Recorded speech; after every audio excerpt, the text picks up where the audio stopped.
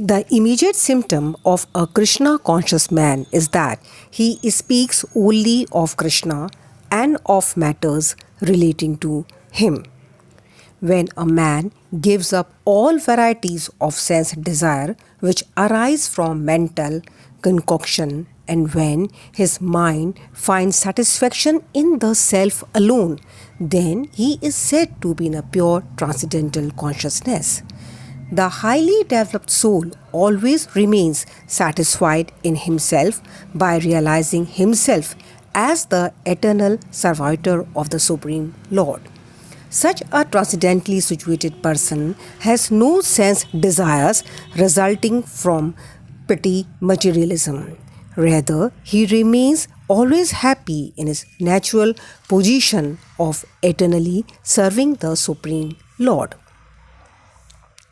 One who is not disturbed in spite of the threefold miseries, who is not elated when there is happiness, and who is free from attachment, fear, and anger, is called a sage of steady mind.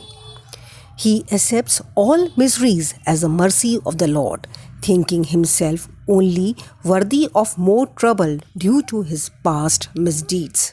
And he sees that his miseries, by the grace of Lord, are minimized to the lowest. Similarly, when he is happy, he gives credit to the Lord, thinking himself unworthy of the happiness. He realizes that it is due only to the Lord's grace that he is in such a comfortable condition and able to render better service to the Lord. And for the service of the Lord, he is always daring and active and is not influenced by attachment or aversion.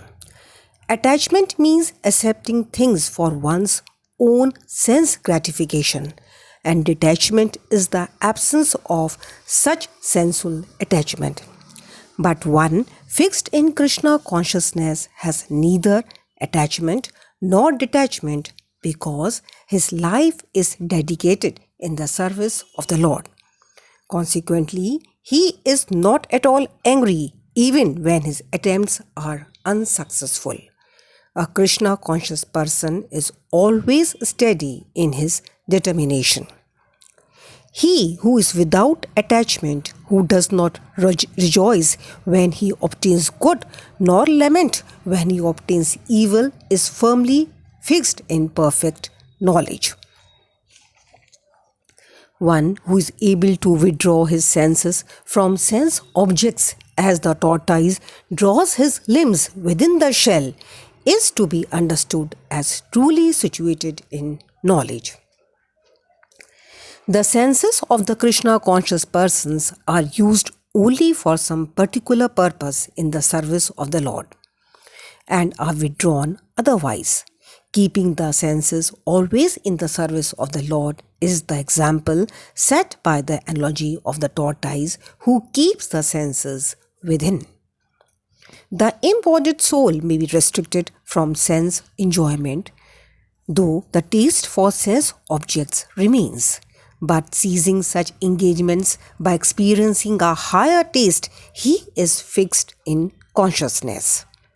Restrictions are there for the less intelligent neophytes in the spiritual advancement of life, but such restrictions are only good if one actually has a taste for Krishna consciousness. When one is actually Krishna conscious, he automatically loses his taste for pale things. Hare Krishna. Please like, subscribe and share.